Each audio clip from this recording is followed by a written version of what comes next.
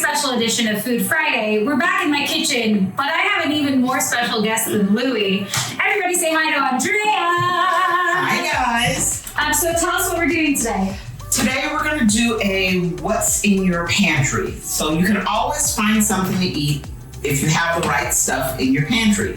So today we found some pasta, we've got some onions, we've got some fresh tomatoes, or if you keep canned tomatoes in your cabinet, you can use that. So we're gonna saute some Italian sausage with some onions, throw in some diced tomatoes, boil some pasta, and poof, dinner. It's ready to go. Ready to go. I think, too, I like what you were saying, you don't have to have meat even with a lot of these meals. You can just like throw all this stuff in here with some pasta and call it a day. And you're not eating like SpaghettiOs. You're eating something that has a lot more flavor and nutrition. And costs a lot less. I mean, you find pasta on sale, a whole pound of pasta, goes on sale maybe $2 for $1 sometimes. Mm-hmm.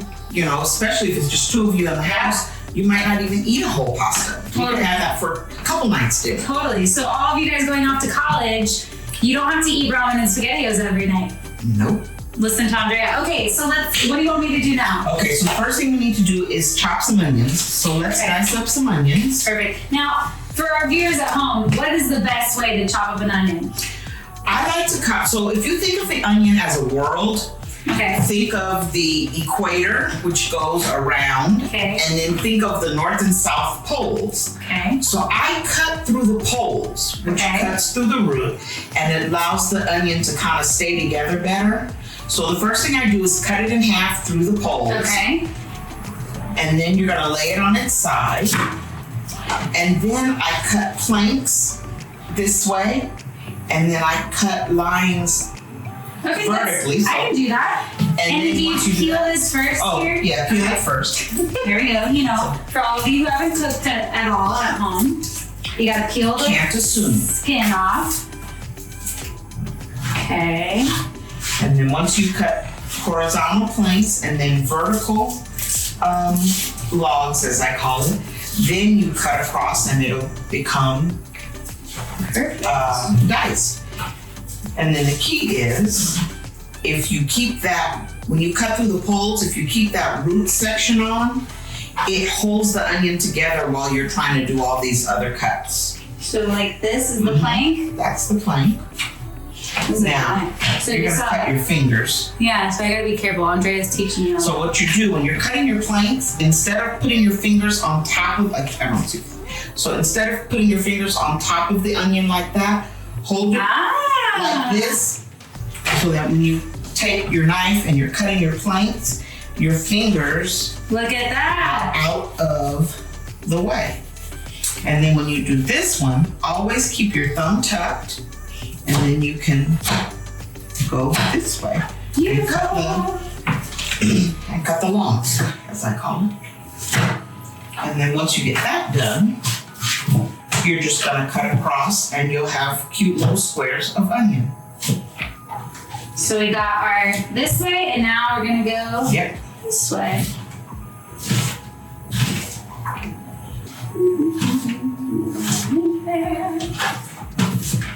Then if you have a garden outside, you keep your onions, the scraps, your onion skins and the root sections, and you throw those in and make compost. Look at that. So I need a garden. Scraps become your compost for when you're growing your vegetables. Now, Andrea, before we move on, I have a question for you. Yes. What was your favorite childhood toy? Holy Toledo, it must have been a doll. My childhood was a long time ago. You think a doll, though? I think there was a doll, although I also can remember having an imaginary friend that lived in the fireplace. That's kind of scary.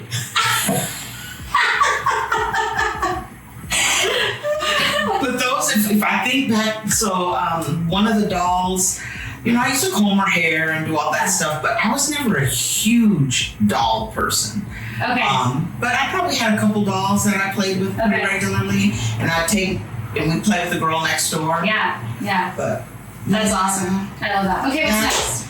Okay, so we got that done. And let's put a little bit of olive oil in the skillet. Perfect. And let's open the Italian sausage. Perfect. And let's just take 2 of these. You got a little bit of olive oil. Is that good? You want more or less? Well, I can't do less, but.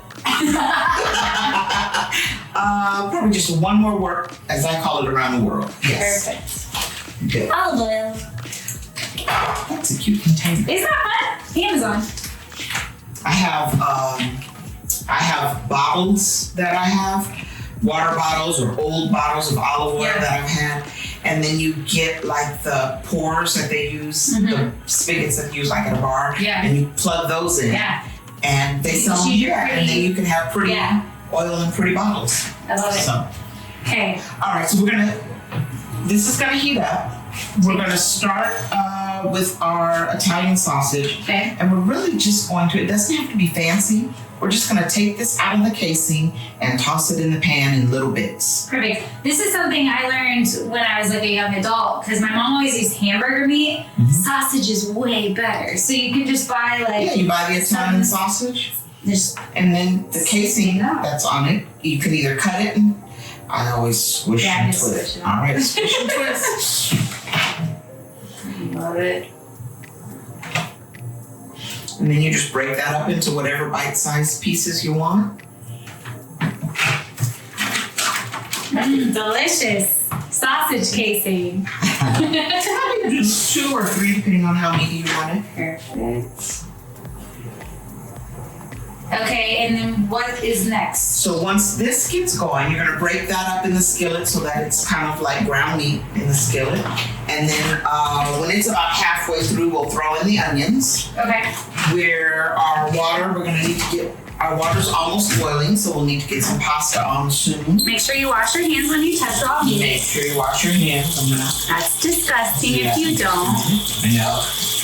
You don't want to cross-contaminate and make your friends sick when you're cooking them. Everybody starts throwing up, and then they hate you, and you have no friends. Then you have no friends.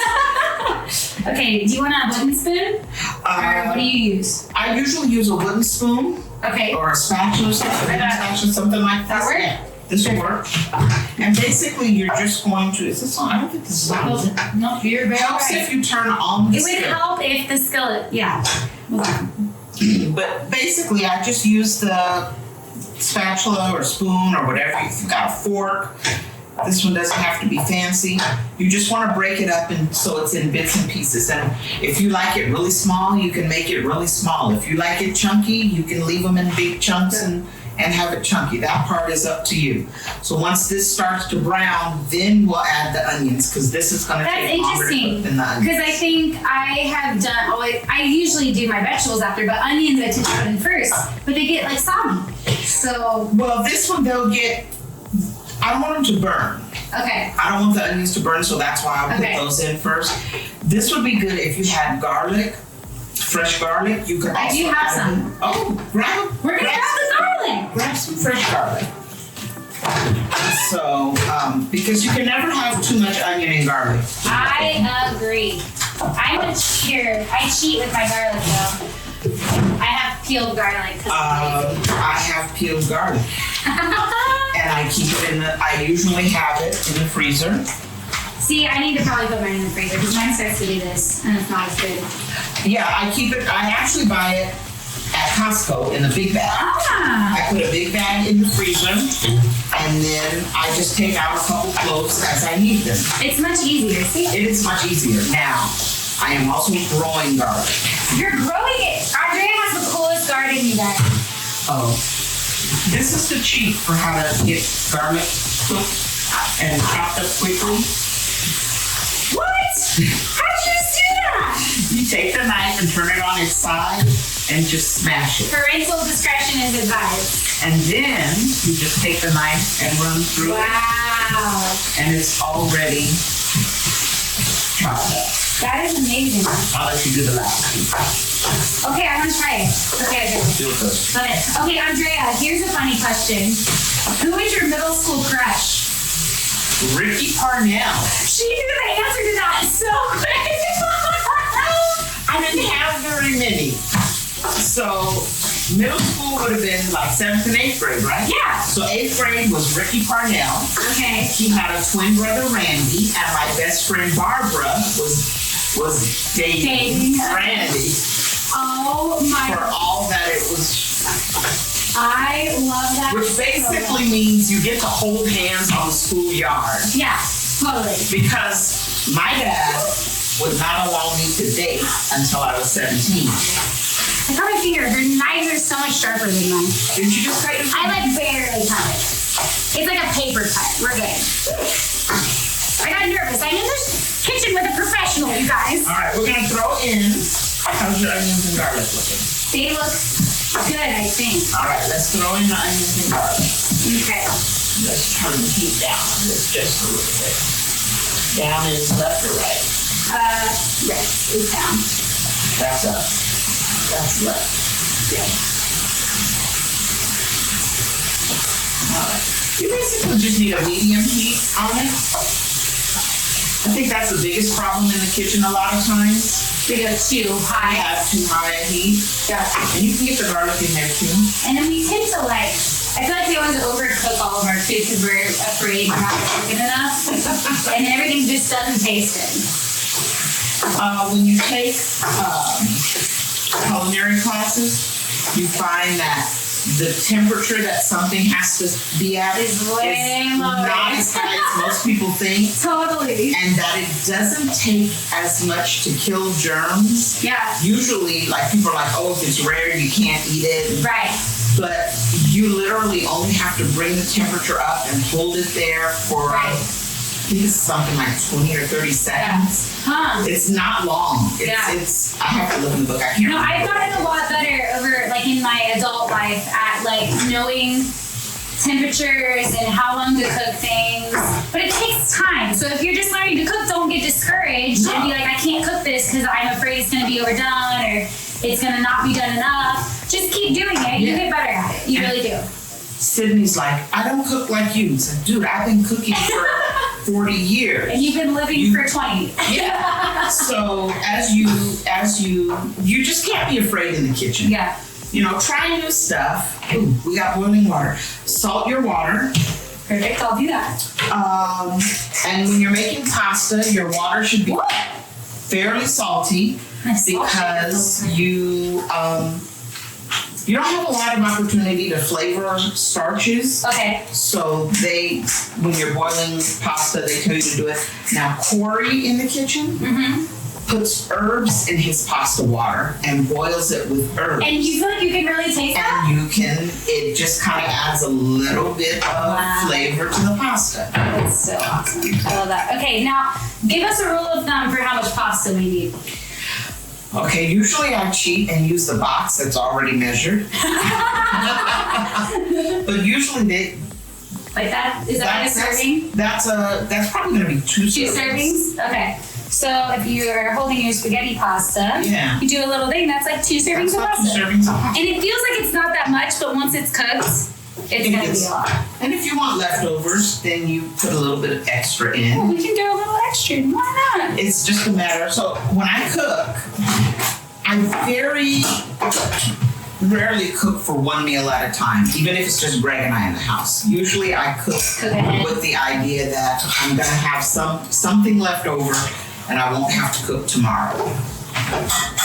And I like how your pot has the inside. Yeah, mine has little measurements inside. I never use it, but it's there. All right, so this is looking good. Let's turn this way down. Okay. You can almost turn that one off while we get the tomatoes ready. We'll just turn and the pasta's cooking. And this, we can just, that's enough to get full. So we'll set this aside. Okay. Grab a couple tomatoes. I'm gonna wash my hands. Is that soap at the top? Yep, sure is. We got some tomatoes. We're gonna dice tomatoes. I do the tomatoes the same way. I cut planks. Do I need to use a different thing because it's sausage on it? But we're gonna cook it anyway, so what do you think? Okay, the most official rule is that you should wash it because there was meat on it. Okay, so we're gonna go by the official rule. I'm just gonna grab a new cutting board. And then But if I'm gonna cook it, if it's all gonna cook together, then it's gonna touch the raw meat anyway. Yes. That's how I look at it. But that's not official, so don't listen to us. In commercial kitchens, you have to have a different cutting board for each like one, vegetables. And there's different colors. Huh. So meat is red, fish is blue, chicken is yellow. I love it. And the white ones are for vegetables. That's wonderful. Okay, how would you suggest that? Okay, so the tomato, I'm going to do the same thing. I usually cut the end off. Okay. And set that aside. And then I do the same thing. I cut planks. Whoops. She's quick with a knife, man. And then I cut, usually I only have to cut it in half, and sometimes to make it easy, because tomatoes move around. And then I just cut this way. Beautiful. If you were to give your 15-year-old self advice, what would it be? Oh, my 15-year-old self. So 15 is what? About 9th grade or so? Yeah, 10th grade. Yep. I think I would have told myself to focus more on college. Okay. I would have told myself to, looking back, follow my passion and not worry so much about what other people think. That's really good advice. I feel like I struggled with that a lot. Yeah.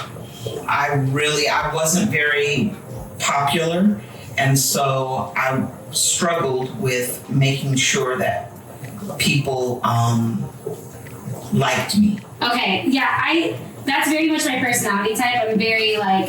I'm very aware if people like me or not. And it can sometimes really mess you up. Yes, absolutely. I think the times that I did the stupidest stuff was when I was trying to prove to someone that, I wasn't a nerd, or that I wasn't just that quiet church girl, or, I was busy trying to prove that I wasn't who I really was. Which is so funny. Isn't that crazy that we do that? But we do. We do. I'm not nearly as good at this tomato than you do. One of the tricks with tomatoes sometimes, so the skin of the tomatoes gets slippery. Right. So 2 things you can do. 1, if you use a serrated knife, like a bread knife, it cuts tomatoes easier than a regular knife. I would have never thought of that. And 2, what I'll do sometimes is, how I cut it and then I cut it in half? I'll turn it so that the flesh side is up. Yes, that's what I do. And then cut through it. I like that. All right, we can throw those in here. Perfect. We could probably do one more of those. Love it. I think it's just a little bit more tomato. Okay, we're gonna pause, we're gonna finish this up, and then we will be back to show you the final product. Okay, so we're almost there. Our noodles are done. So what we're gonna do, instead of draining our pasta normally, Andrea has us taking the noodles and putting them directly into the pan with all of our goodness. All of our goodness. So that's what we're gonna do. And at the end, if we can't find some, after we use some of the pasta water, then we can drain it off. Drain it off. I know there's more in there. I just can't find it. Just hiding. So we're going to turn this back on. Okay. So while we were away, we chopped it. Were they with us when we chopped tomatoes? They were with us when we chopped tomatoes, but not basil. Not basil. We chopped herbs while you were away, so we got those ready. And so we're gonna, and then you're gonna need a ladle. So let's ladle. Because I don't like dry pasta. So I've never done this before. Just kind of ladle. I like it. Spoonfuls of the pasta water in there. And then we are going to, our tomatoes are heating up. Probably need a little bit of salt and pepper on there. On it. We'll add some of our fresh herbs. And we'll hold some back. We'll put some in now. And we'll save some for topping. Yeah, almost out of salt. That's what's going on. I'm like, why is this happening? We found out that this is a lemon basil. So there's all kinds of basil. So there's lemon basil, which I grow. There's a Thai basil. I love Thai basil. I grow Thai basil. Thai basil has kind of a licorice taste, and that's really good. Have I had Thai basil tea? Is that a thing? Oh, it could be. I don't know. I feel like I've had that. And then the regular Italian basil. Which is what I have in my windowsill. Nice. So if you have those things, you can always do that. Or if you have dried herbs, like Italian seasoning, it's a combination. You can add a little of that.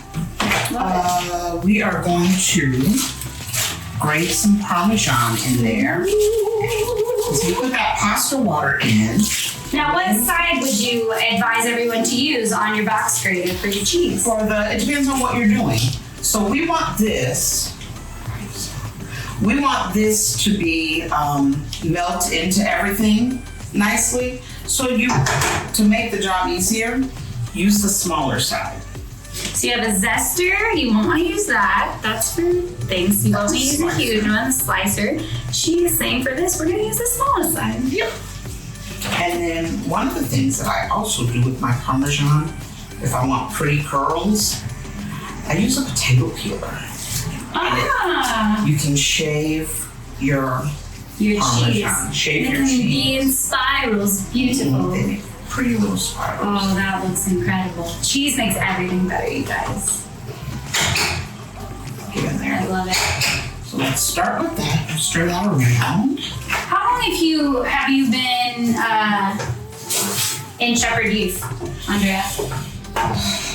As in volunteering? Yeah. Okay, so I just finished my second D group girl, so that's 7 years actually. Oh my goodness. But I've been around. The first group I got as 10th graders. Okay. And my second group I got as freshmen. Oh my goodness. And I'm partial to high school girls, I have to admit. No offense, middle school.